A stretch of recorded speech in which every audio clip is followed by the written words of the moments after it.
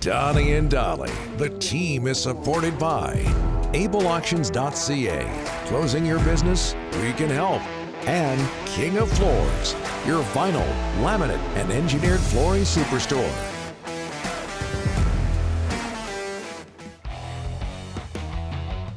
Just had a Jeff Paterson. We talked vacuums earlier, car vacuums. What, two-sided vacuums, or what did you call them? Double holstered. Double holstered vacuums for cars. Several people pointing out in the inbox, the Langley OK Tire inbox, that the Canucks have a vacuum in their lineup, Grayovac. That's a good one. I like that. Not everything the listeners come up with works, or our customers come up with works. Okay, it is Friday, again, just ahead of Jeff Paterson. Let me get my notes here. Thank you for that, Derek. Today's guest brought to you by Langley Chrysler. Get ready this spring with up to $10,500 off Ram Classic.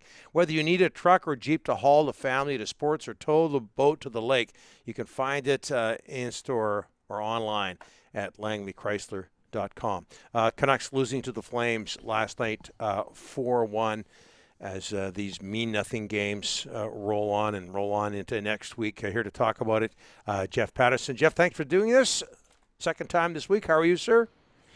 I'm doing all right, guys. And just listening to your vacuum talk there, enthralled actually by the vacuum talk. And I was thinking they've got a Highmore too, which sort of sounds like a Kenmore, right? It does. Yeah, that's true. Good point. Good point, Jeffrey. Can you give us a Canuck positive right now, Jeff? 4 to go.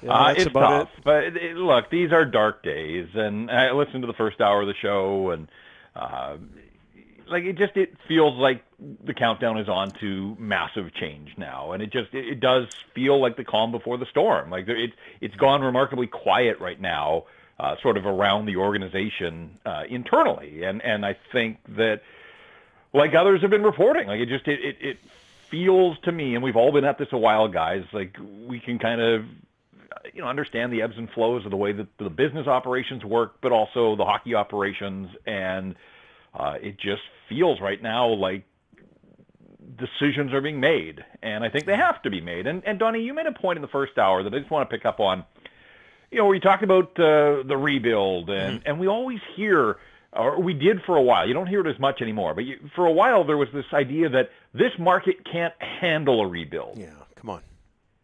Well, what's the alternative? Like, this past decade, like, it's ridiculous. Rick said the one playoff series victory in 10 full years now. Like, if they had gone full rebuild with a capital R, where would they be now? But this idea of trying to rebuild on the fly and somehow stay competitive, and yet through it all, they've done the opposite.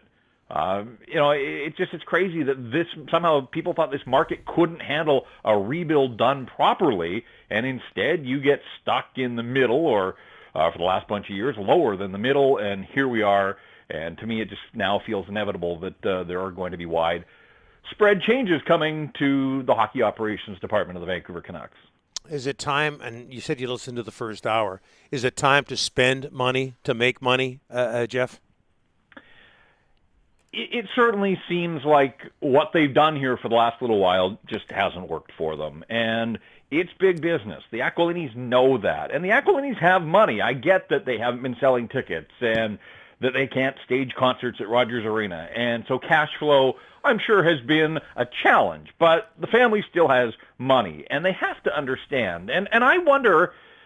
And I don't know where billionaires gather, Donnie, you might, but I don't know where billionaires gather, but I have to think that, like, the people that the Aquilini family trust, like their confidants and their friends, just casual acquaintances, must ask some serious questions to these guys about, like, what is going on with this hockey club that you own? Like, I don't know whose ear they have. Like, I don't know who they trust in this city to take advice, to get that cold dose of reality. But I would just think that wherever billionaires go to gather, there must be people that ask the Aquilinis, like, what are you guys doing with this hockey club that means so much to the city and the fabric of Vancouver, because it has just completely fallen into disarray. You know, Jeff, we got a text saying I've spent we're getting a lot of texts from season ticket holders. I'm not going to lie to you this week. And people saying I've spent, $100,000 in the last 15 years. I've spent this much. It's now time for ownership to spend. And it's not as easy as going to get a Ken Holland 5x5, Jeff. That's expensive. And does anybody want to come here? It might take a while to get out of this mess, Jeff. It's not as easy as just saying, go get John Davidson.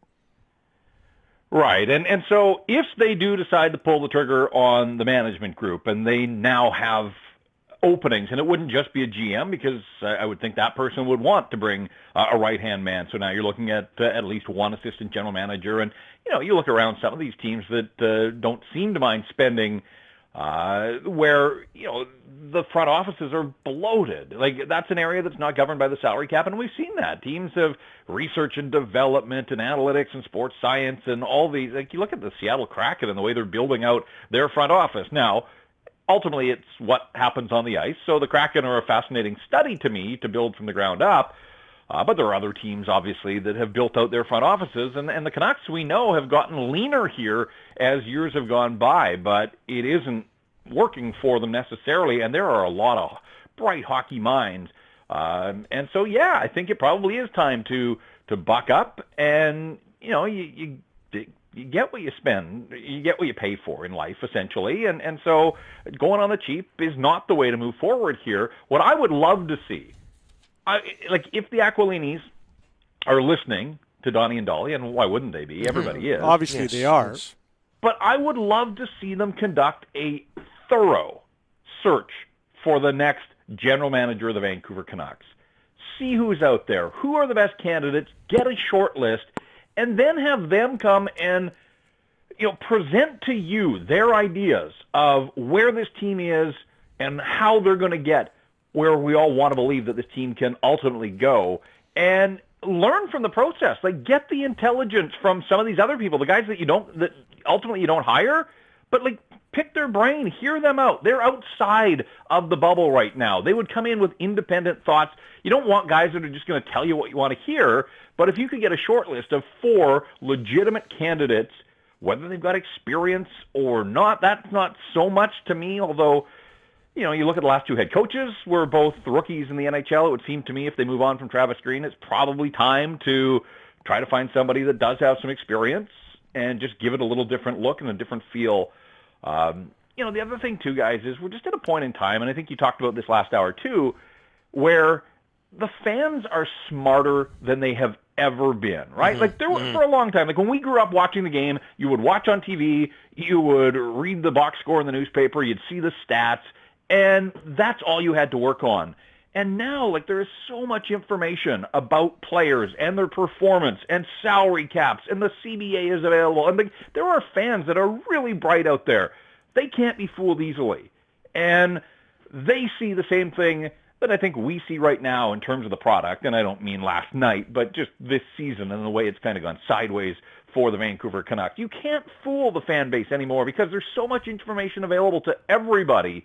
And they understand. They know the inefficiencies when it comes to contracts. They know the ways that good teams are operating and taking advantage of parts of the CBA that aren't being utilized here in Vancouver. So you can't pull the wool over the fan base anymore. There's too much information available to them. They know what's going on. And as you guys are hearing, and so am I, anecdotally, my buddies are Canuck fans. They want this team to win. And they're getting fed up right now. And so it's not isolated at all. It's those voices are coming from all corners right now, and people are upset. They want better, and I think, quite frankly, they deserve better.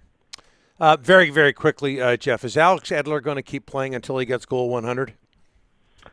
I just wanted to put him out for the full 2 minutes on the power play last night. I know he's barely seen the power play. Just tee him up. Just put the puck on his stick at every opportunity and get him there for this year, because I don't want the storyline to stretch over. I know we've talked about, I think he's probably coming back for another year, so maybe he'll have all of next year to get that goal. But it would be nice. When we talked about positives, it would be a nice storyline to see him. We watched Connor McDavid in his race to 100 points. It would be nice to see Alex Edler get to 100 goals for his career over these final 4 games. Above and beyond. Thanks, J. Pat. Appreciate it. Talk to you next week. Have a great weekend, guys. You bet. Thank you, Jeffrey. Jeff Paterson joining us for the second time. I know him well enough to call him Jeffrey.